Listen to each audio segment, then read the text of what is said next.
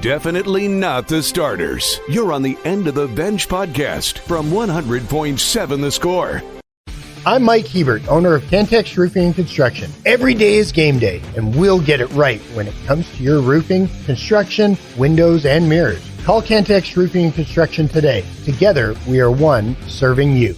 What up, everybody? Good morning here on 100.7 The Score. We're in the First United Bank studios for a Wednesday edition of the program. Got Lady Raider basketball tonight.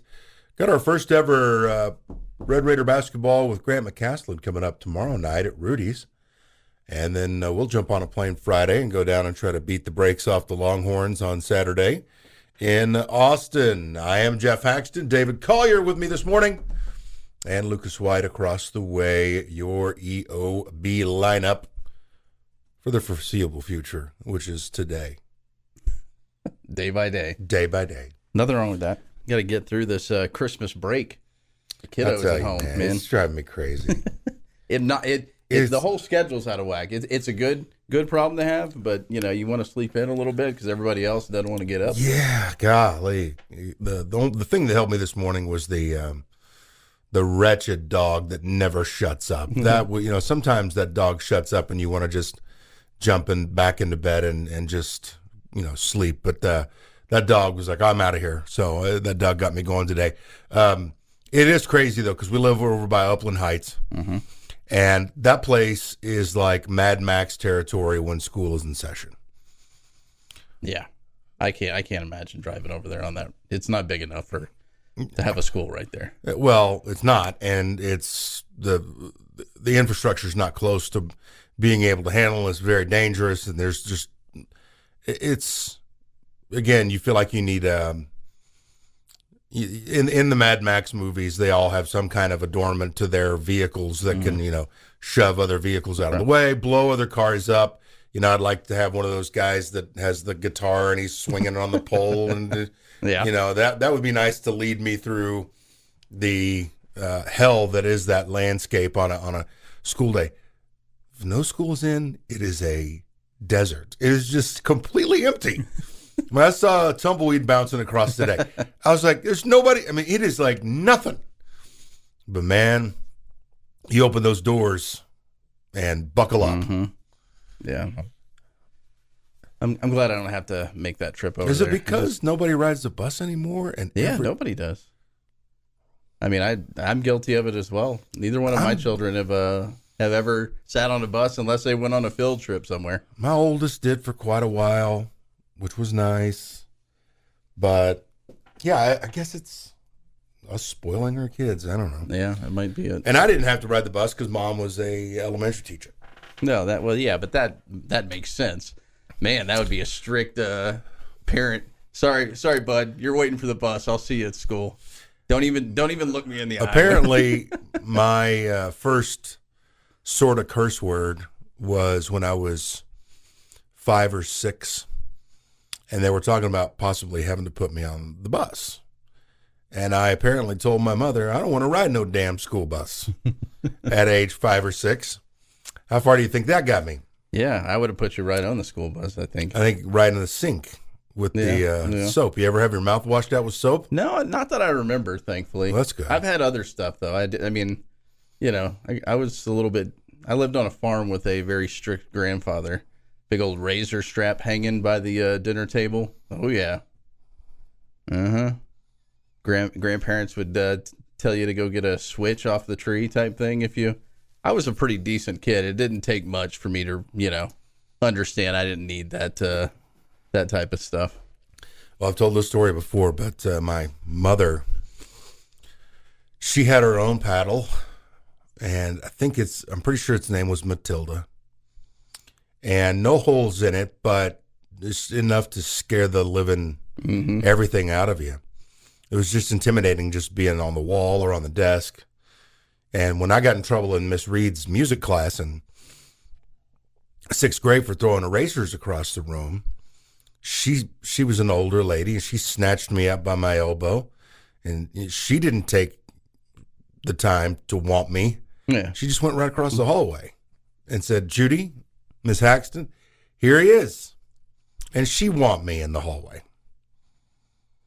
How different is that to think about now? And there's no way that anybody would be giving anybody swats. There would be no paddles. And it's not like you and I are 65 years old. No. This is, we're middle-aged dudes. So in other words, I mean, you know, and I hear those stories about my dad in the football practices. Well, they wouldn't let him have water. Yeah. Was that Schnellenberger that wouldn't let him have water too? I think so. Yeah. I think he did do that early on. Guys on like Hall of Fames and stuff, and he wouldn't let the only players have any water. They did, that group maybe didn't deserve it. Oh, well, that sounds horrible, but being a little facetious there. Yeah, we got off the rails pretty quick there, didn't we? Back down memory lane. How many swats did you get as a youngster? Because I only got 2 my entire elementary school days. Oh, you mean like trips through? Yeah. Mine was 1 trip, and usually they just gave you 1, but when she reared back and hit me, it wasn't that hard, and I was a little guy, and I kind of chuckled.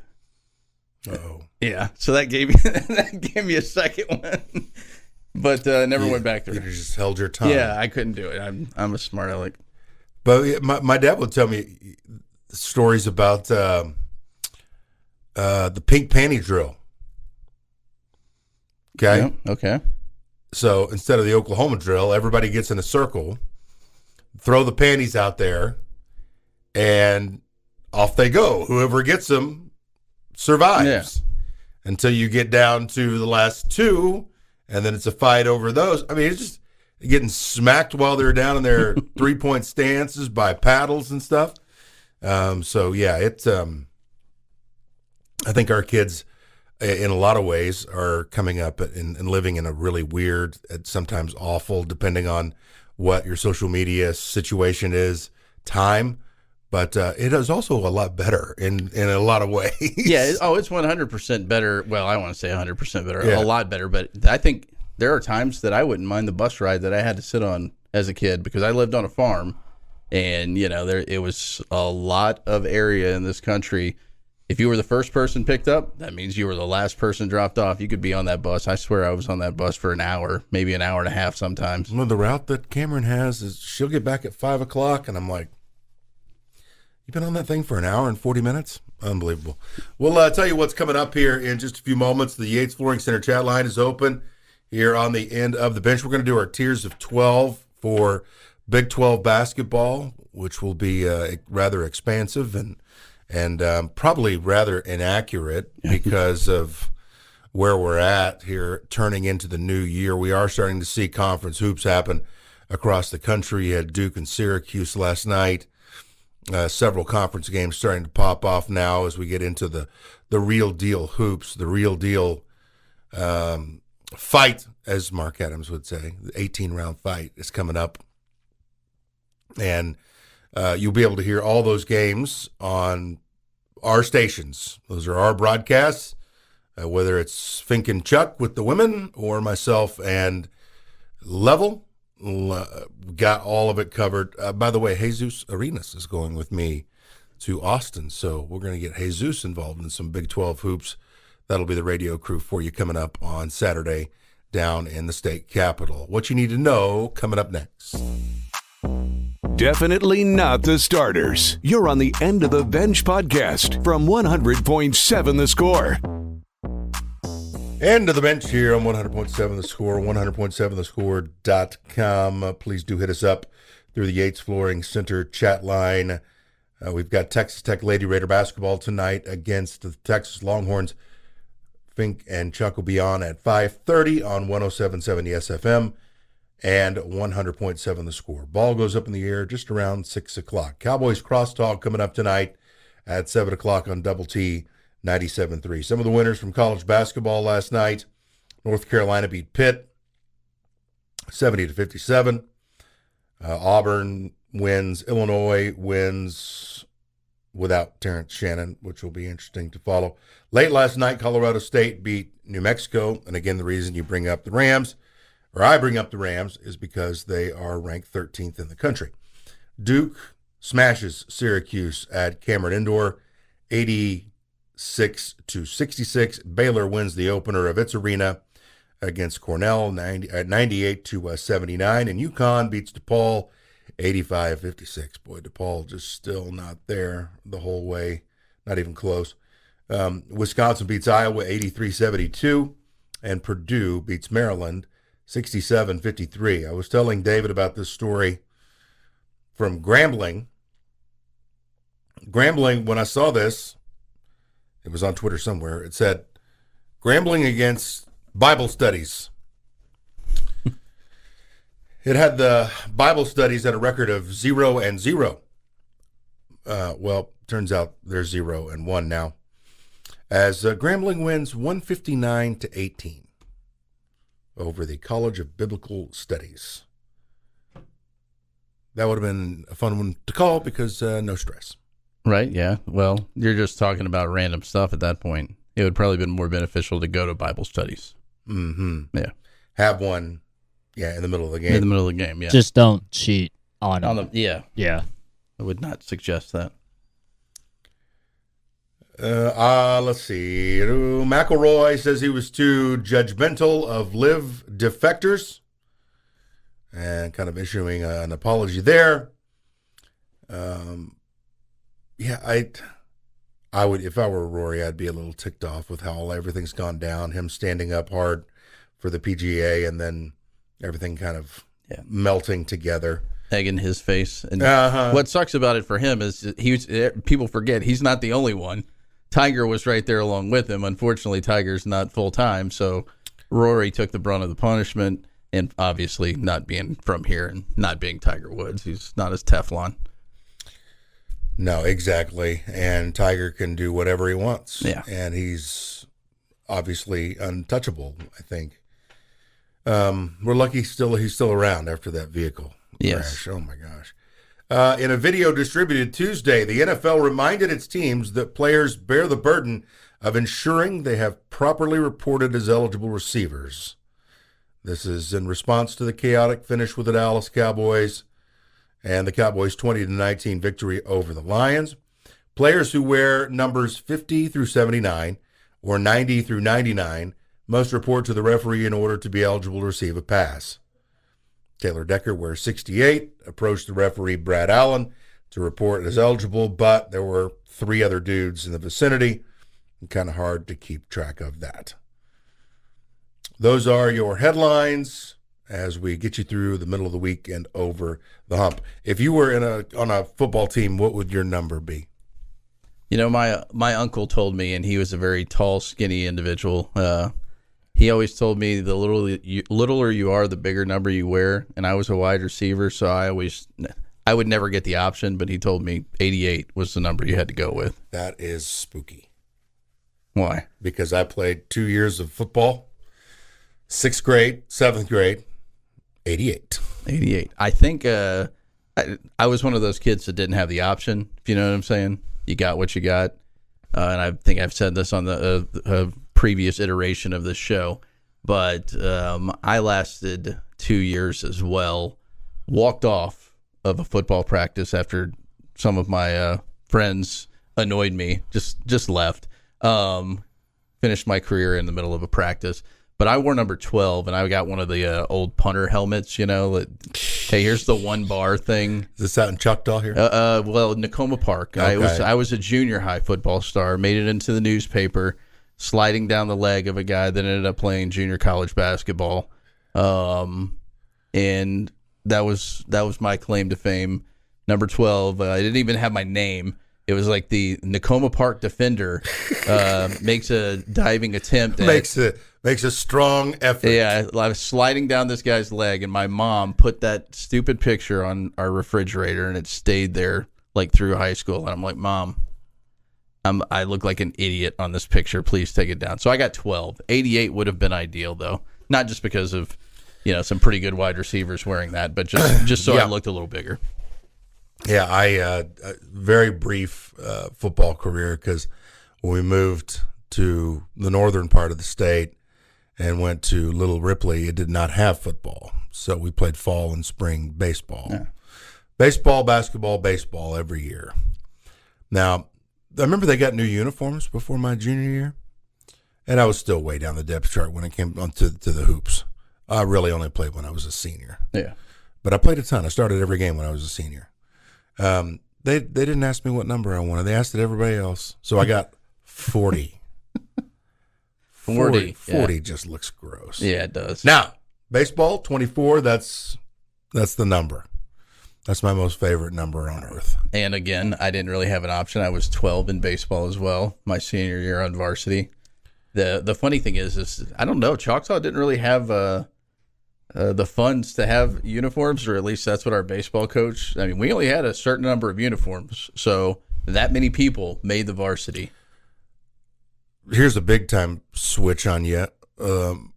Whatever happened with the gunfire early on in the football season and everybody hitting the deck at Choctaw? I haven't followed up on it. I think everything.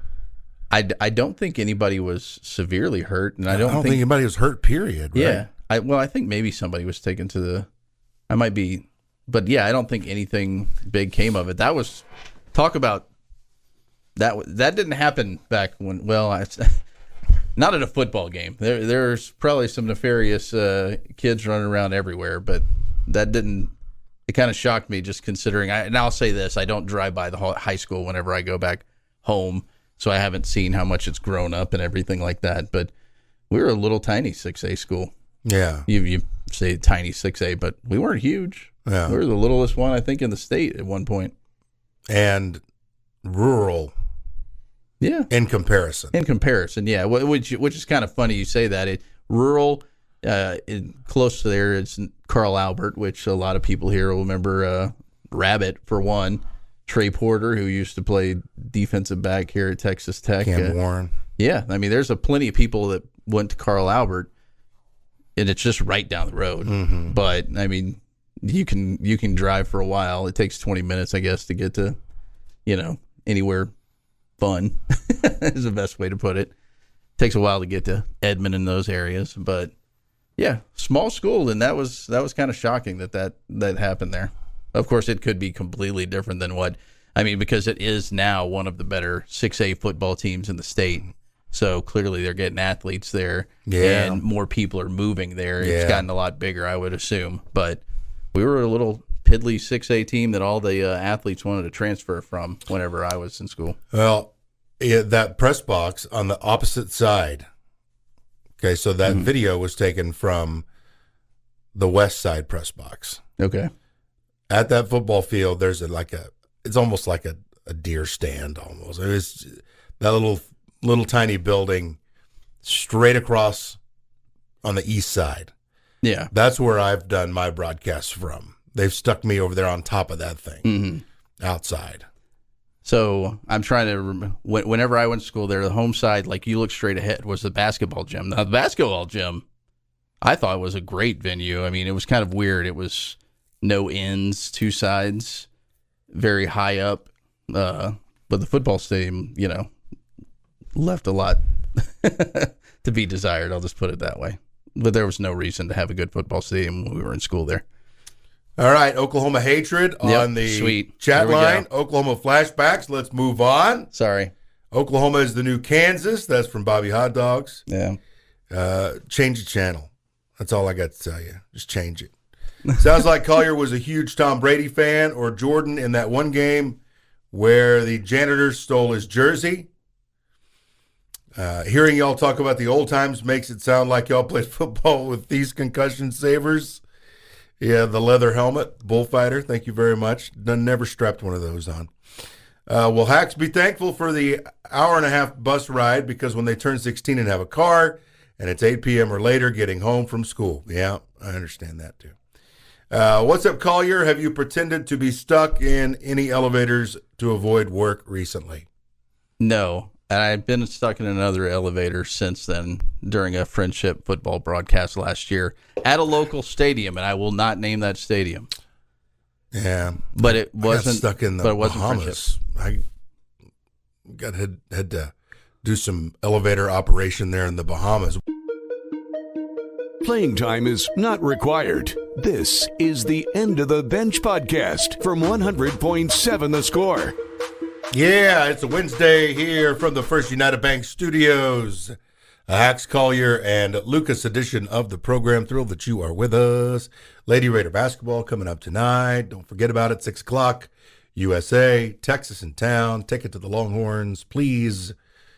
Lady Raider Hoops on the air at 5:30 on both 107.7 Yes FM and 100.7 Z Score. So you can hear our broadcast with Fink and Chuck right there.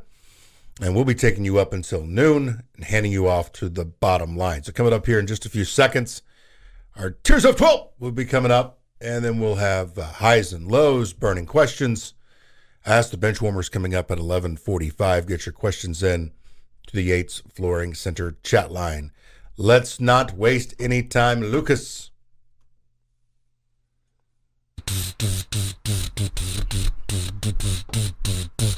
Tears of 12. All right, your second day on the EOB. You get to kick us off. Congratulations. No, thanks a lot. So I just go through the whole thing. So whatever you want to do, man. This is a free space. Yeah, this was a very difficult task. I'm just going to say, for a guy that couldn't even remember his charger yesterday for his computer, this was a little bit more high level type stuff. So I'm gonna attempt to do it kind of barstool style instead of not. You know what I'm saying? You know how they have their tiers like that. So we've got the Big 12 title front runners with former Red Raiders on the team. Okay. That would be obviously the Houston Cougars and the Kansas Jayhawks. I think 1A, 1B with those two. And you need to clarify that it's not Kyler Edwards. Kyler Edwards is long gone with his eligibility. It's Malik Wilson, who is on that team for Houston now. Defensive specialist and a good kid. A good kid, yeah. Obviously not a key contributor to their offense or anything like that, but a guy that plays. He's not like McCullough. Good grief. Yeah, my goodness. That's if you look around, I'm not to derail this, but the roster of guys that are on good basketball teams around the country. They came through here? They came through here. Just absolutely ridiculous. Unbelievable. Florida Atlantic. And so those two, I think 1A, 1B, I could be convinced of other teams like obviously Baylor, just given the fact of the history and the coaching staff and the ability to get some of the best young talent in there every single year. But there's and old talent. Yeah. Well, that's the way it works now. I think everybody else, not everybody else, but there is a big group that I just don't know what to do with. I think these guys are a little bit higher. Baylor, Texas, Iowa State, maybe in the next tier together, that group. And then it's, I guess Kansas State, they have 3 losses, but they're not like, it's not cream puffs, they're all Power 5 schools that they've lost to, right? I mean, I would put Kansas State, Texas Tech, and I guess TCU in the same group. After that, the 2 teams that just baffle me right now are Oklahoma and BYU. I don't know what they are, and I refuse to believe it until I see them play Big 12 games, because the only real game I think Oklahoma played, they lost. I mean, North Carolina. Yeah, North Carolina, which they that was one of the games I briefly watched, and when I did, they didn't look good. And to their credit, they hung in, and I mean, it was a game that was in reach for them, I thought, but they just didn't look good against the best team they had played, in my opinion, all year. And then BYU, again, it's another team. I think they were picked to finish 13th in the conference, and they're 12-1. There's 2 12-1 and the teams. computers love them. Yeah, the net loves them. I was about to say they're 2 in the net, right? With Houston 1 right now.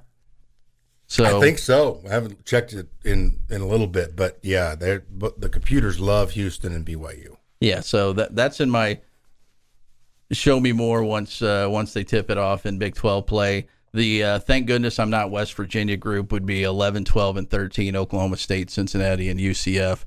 And then the final tier is the Neil Brown disrespect tier, West Virginia. They deserve the disrespect. They've been awful. I'd be surprised. I'm surprised they haven't just gone to James Dickey as a head coach at this point, as a special advisor with that ball club right now. Yeah, I had no idea he was up there until I was watching them play Ohio State, I think. And I was like, that's James Dickey. Yeah. In navy blue and yellow. Didn't look right. Yeah, so I don't know if I did that right, but that's why you're the new guy, right? Well, yeah, you'll figure it out. Oh, that's why I'm going to listen to you now. I listen to this stuff a lot of the times, but obviously not close enough. I will say that before I give you my tiers, the fun time is about to end. Listen to this. I'm just going to go down all the way to the bottom. There's only one team in the league that is not currently on a win streak. Houston's 1/3. These are all in a row, consecutive. Houston 13, BYU 4, Kansas 8, Oklahoma 2, Baylor 2, Cincinnati 3, Iowa State 6, TCU 2, Texas 5, Texas Tech 6, K-State 2, UCF 3, and Oklahoma State, even as bad as they've been, has won 4 straight. So the fun times for a lot of these teams are about to come crashing to a halt. Not many teams are going to have winning streaks of 3 or more moving forward. Not when you start squaring off with each other. All right, my gonna miss the tournament tier. We'll start from the bottom. Is West Virginia 14, Oklahoma State 13, UCF 12, Cincinnati 11, K-State 10. Cats are not going to make the tournament, in my opinion. And I'm going to be really interested to watch there because I know Jerome Tang, as Bible-following Christian man he is still just livid with the president over the Naquan Tomlin situation. There's a lot behind the scenes going on there that we don't necessarily know a ton about. That could get rocky real fast, especially if the season doesn't go the way they want it to. Mm-hmm. Everybody now, from here up, is going to the NCAA tournament. Let's see, 14, 13, 12, 11, 10. 9 TCU, Texas Tech 8, BYU 7. Jump to the next tier, OU 6, Iowa State 5, Texas 4, championship fight for tier, Baylor 3, Houston 2, Kansas 1. So 9 teams. 9 teams going to the tournament. I can buy that. That's what I got. I think just knowing the history of Bill Self and Kelvin Sampson, I think Kansas has the edge there. I mean, Kelvin never had Bill's number, ever. Not many people have, right? Nobody ever has. Yeah, exactly. Period. But if there's a guy, I mean, and Kelvin obviously has a good roster together. He knows what to do in the Big 12. That's why I'm so confident about him. Where Bill Self has struggled the most is against his alma mater, against usually middle-of-the-road teams, but something about Kansas playing at Oklahoma State, they have not done well there. It's just like he doesn't want to beat him. It's kind of like Lon Kruger against Kansas State whenever he was at Oklahoma. He could beat everybody in the Big 12 except for Kansas State. So much. And that drove me crazy, having a guy at OU that I liked. And I'll tell you this too, I may have to save it for after the highs and lows, but with coaching, there are so many ways to get it done, and you can have this kind of personality and this kind of person. Lon proved you could be a nice guy and get it done. Playing time is not required. This is the End of the Bench podcast from 100.7 The Score. You're on the chopping block. Chance, you're losing your job today in college football. We welcome you back to the End of the Bench. Brian Kelly down at LSU has just sent 4 assistants packing. We've seen the defensive coordinator, Gene Chizik, be fired from North Carolina earlier today.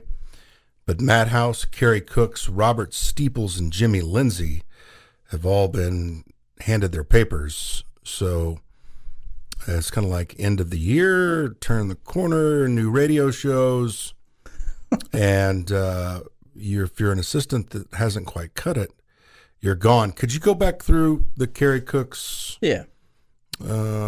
resume? Well, there's quite a few stops, but we'll he actually was at Notre Dame before he went to Oklahoma. He was at Oklahoma for 4 years, I think, before coming to Texas Tech. Spent 1 season here in 2019 as the safeties coach, and then went back to Notre Dame. So that's Wells, right? Yeah, Wells. Then he joined. He might be going to Manhattan now. Who knows? Yeah, that's true. He's That would make sense. He started as a graduate assistant there in 2003, so that might be a good landing spot for him. But yeah, followed Brian Kelly from Notre Dame to LSU, and that defense was not good though. Not that good. Also, this is what's really important. History has been made. A 13-year-old kid became the first person to ever beat Tetris. I just saw that. I was going to bring that up. I didn't even know you could beat Tetris. I didn't know you could beat it either. I had no clue. I just thought it went on forever until I couldn't make it that far in Tetris. Do you know anyway. what it's called when you've reached the end of a video game? Mm-mm. Kill screen. Because the game runs out of its bandwidth, I guess, runs out of its ability to process any further, and so it just goes dark. That's what happens to Donkey Kong, too. You can kill Donkey Kong with a kill screen. What was there's another game where you would like swing on a vine. What was that called? Pitfall? Pitfall. Somebody beat Pitfall last week. There was a kid that beat Pitfall. Lucas, you ever heard week. of Pitfall? I have not. Okay, you shouldn't, but I was just making sure. Look it up. I mean, it's fun. It's old Atari. Yeah. But it's fun. Pole position. Mm-hmm. Pole position. Yeah. I actually. Double dribble. Yeah. Really bad basketball game with some Double little dribble. animation. Yeah. You could not miss from the corner. Mm-hmm. Right. So is Pitfall kind of like my generation of Temple Run? Yeah. Yeah. Similar. Yeah. This would be like a 2D or Yeah. It's very. Yeah. Here's the key word. Run. Run. This thing was jump on a vine like Tarzan. Swing over a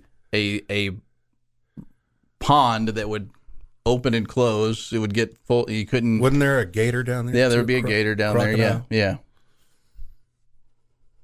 Somebody beat it. I didn't know you could beat. Well, I that would make sense that you could beat that one. Tetris, I thought, went on forever, and a 13-year-old beats it. Why is he playing Tetris?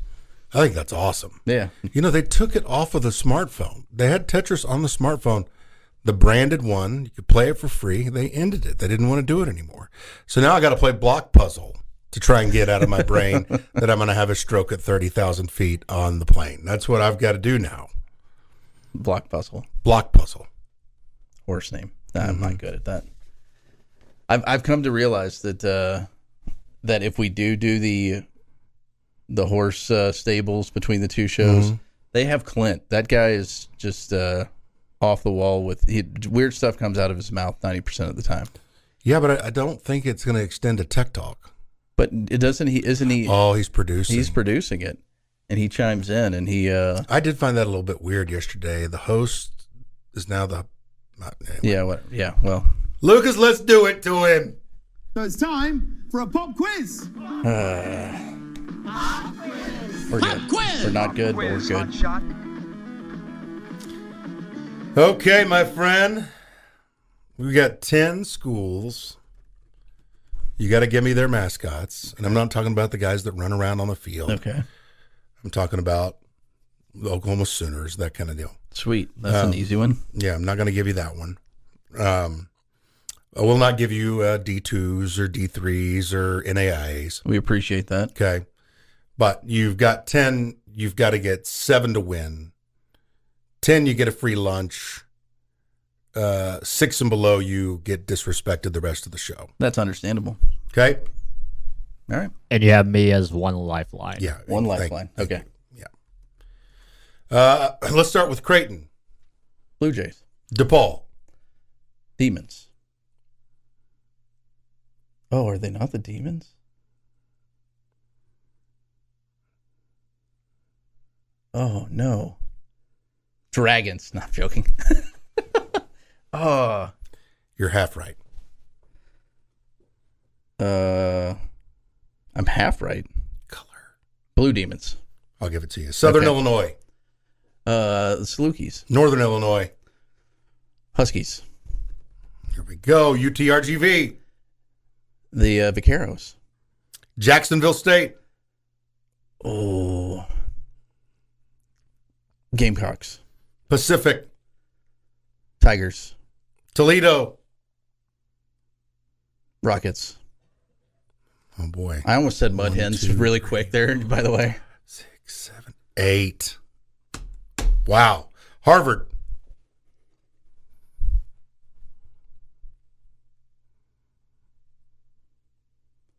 The Yale Bulldogs. Harvard. Oh my goodness. I'm not going to get this one. Lifeline. Crimson. Yeah, just Crimson. Yeah. Golly, all right. Yeah, it's he just went Crimson. He got it. Yeah, it's Crimson, yeah. This is for a free lunch. How hard do I want to make it? Yeah, I would make it hard. Because I haven't written it down yet. Furman. Paladins. God dang! Let's go. Let's go. I don't know. Yeah. Well, Blue Demons. Blue Demons. Blue Demons. Blue I had to Demons. give you a hint, but it was your first one. Congratulations. Wow. Even Sneed is jealous. Wow. Blue Demons. Yeah, that's bad on me. No, that's all right. Yeah. Okay. Wow. Took you through the MAC there quite a bit. Dragged you through the MAC. Jacksonville State, good pull. Yeah, I think that was watching a football game this year with Rich Rod. I think that saved Rich me. Rod, yeah. Rich Rod Watched had a couple great Jacksonville year. State games. CUSA. Yeah. Mm-hmm. I You know watched. who's an up-and-coming, I don't want to say powerhouse because it'll probably take another 20 years to get that feeling. But one place that I was always very, very interested in that I thought was awesome is James Madison, It seemed like they're spending money on a lot of stuff. the Dukes. Football, basketball, right? They're good at basketball too, yeah. They got, I think, the biggest marching band in the land, number one as far as that goes. They're wildly entertaining. Their basketball place is really old, but they're also in the top 25 in basketball. Yeah. They've made the move to FBS. Like I said, when you're climbing into this deal, it has been a lightning shot right into relevancy, and that area is just gorgeous. We got more coming up here. We'll give you some headlines coming up next here on 100.7 The Score. Congrats to Collier. Playing time is not required. This is the End of the Bench podcast from 100.7 The Score. One more for us here on the End of the Bench. Hax, Collier, and Lucas with you here today. And happy to be rolling towards noon, where we'll hand you off to the bottom line. Choice, Sneeder, and Clint Scott in that producing role, I think. We'll just move around. New Year's brought a lot of new changes. Did Choice ever go 10 for 10 and get free lunch? If not, I bet he is kicking and screaming. He never did get a perfect score, so congratulations. Thank you. You were kind of lenient on the Blue Demons, which Yeah, there's going to be no more leniency. I totally understand. It's never going to be that easy. Sandbagging right at the beginning for me. I need to teach you some skills. I'll be honest, Soda Popinski gave me fits, but I've beaten Mike Tyson several times, no cheats. Played that game for hours on end as a kid. I have a signed Mike Tyson punch-out poster. That's from El Jefe. What does an El Jefe have signed? Good question. He's got a lot of signed stuff. Bench sitters, how long until the fruits of Joey's top 25 classes are realized? Well, I think offensively, it'll be pretty quick next year with Micah Hudson. I know that's you might be asking too much for him, but he's going to play right away. There's a reason all these guys transferred, right? I mean, they saw the writing on the wall. They just they weren't good enough. Yeah, and I think some of these things, like he seemed really excited about a couple of the offensive linemen, and as is always the case with every head coach, that's not going to be a year one thing. Those guys are coming in the spring, a handful of them, just to put weight on and get ready for 2 years down the line. But I think at an impact position for what Zach Kitley wants to do offensively, I think you're going to see that signing class pay dividends in some way pretty quick right off the bat. It's unfair, but I mean he's going to get the Crabtree treatment, right? Even though Crabtree didn't he redshirt his first year? He's going to get the Crabtree Did he? treatment. I just remember this guy. I just remember that right off the bat. SMU. I mean, how ridiculous it was. And I don't expect him to do that, but that's what a lot of people think he's going to do. I just remember him exploding on the scene, going, "Oh my gosh, who is this guy? Who's this guy? He's what now? He's a freshman. You got to deal with this cat." And I'm not sure. I'm sure the chat line will know, but I didn't think he did redshirt. But I didn't. To be honest, I didn't think he did either. But I just remember recently somebody saying something, and I think it was in regards to comparing him to Micah Hudson. That maybe he had grade issues and couldn't play it's sad I don't remember back that far but it was 20. That would have been 6, I guess, 06. So been a while. It's been a little bit. I wanted to run a few bullet points here before we get out. The number one offensive rated Big 12 player, according to Ken Pomeroy, is Kerwin Walton. Wow. Offensive rating of 162.4. The next highest rated player is 139.7. 162 for Kerwin. 139 next. For the next one in the Big 12? Dude is shooting threes at a 56% clip. Something like that. Living in that corner. Also, living in the corner and also starting to put it on the deck if he needs to. Yeah. And the shot fake step left, I just love it. I mean, when I see the shot fake step, I'm like, it's going in. He's got the potential to be one of the biggest stories, I think, in my 8 years. Because from quiet in the corner, don't want to be here, I'm the most miserable person on the travel party, which that's usually me. Kerwin was I don't know if he was, but he looked it. He looked it. He doesn't show much emotion ever. I saw him smile the other day. There's not much to him, but you admit, I mean, hitting the corner in the 3, there was in the first half, he's living in that corner. He sneaks behind everybody, the backdoor cut, nice easy layup. He's gone to the basket a couple of times, and it's it's a different part of the game that we haven't seen from him other than living at the 3-point line. Mattress Mac also lost $1 million. He bet on Texas to beat Washington. That's tough. And I wanted to run this by you. The most read Tulsa World story of 2023 was the article on Casa Bonita and its return. Do you remember Casa Bonita? I do not. No, really? No. Is it a Tulsa thing? No, it was Oklahoma City. It was on Northwest Expressway. No, it was on the road to Bethany. Yeah, 39th? but something like that. That's the wrong side of town for me. That's true. Opposite side of town. Yeah. Anyway, they had one in Denver, one in Oklahoma City, one in Tulsa. The one in Denver had the cliff divers. I mean, South Park did a parody on it. Yes. Nope. Dang. I thought I could right? get something out of you there. Nope. My bad. Sorry, I just thought the ISU one was the COVID game, which was why Clarence Nadolny started in 21. If you could get a chocolate fountain, but with your favorite dipping sauce for your chicken tenders, what would it be? It'd probably be some kind of it's got to be spicy, some kind of Asian zing. I don't want to say Caribbean jerk, but something along those lines.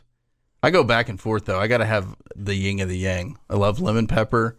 I like teriyaki, but it's almost like that's the dessert chicken tender. I eat all the other ones and then get the teriyaki. Mine would be... That'd be a mess, too, a sticky mess teriyaki. Just regular buffalo. That's kind of my go-to now. I used to burn my face off with everything that I get. Yeah. Now it's geared way down. Let's come way down. So I'll get one that's got a little kick and one that's a sweet barbecue to go with that. Benchwarmers, could the both of you fellers cheer for the other's team all next year in football if it guarantees that in the college football championship they play against each other, SEC versus Big 12? 100%. Sign me up for that with the schedule that they have next year. Absolutely. You know why? Because you're not winning 2 in a row. You're not winning 2 in a row. Sign me up. Are you signing up? Nope. Oh, come on. You'd be in the college football playoff. Don't care. I don't want to see that paperclip anywhere near anything for the rest of time. Got the last one. Let's just leave it there. Nope. Sign me up for that one. Sign me up, he says. Collier, what's your favorite sports place you've traveled to?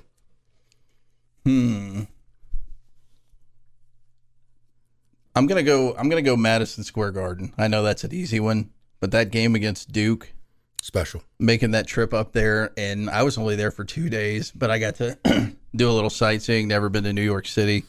Grabbed a couple of slices of pizza in the rain after the game, but I was one of the few people that actually went to shoot the basketball game on this. So I had like prime seating. I was right by the bench. I was on the court when I can't even think of his name now.